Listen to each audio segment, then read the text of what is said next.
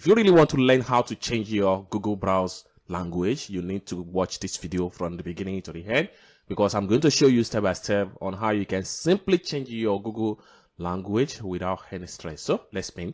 But before we dive deep into the tutorial, if you're very new to this channel, remember to click on the subscribe, turn on notification bell, so each time I post content about Google stuff, you'll be notified. So with that being said, so let's dive into the tutorial and see how to change your Google language step by step tutorial. So the first thing you want to do is to come to the top right here. You see this three dots right here. Click on that. Then you navigate to settings. All right, from the point right here, you have to navigate to languages right here. You navigate to languages. So it takes you right here. So you can see right here, I have my default language to be English language, United States. Okay. Now you can choose your preferred language from this point right here, or you can come to the top right here.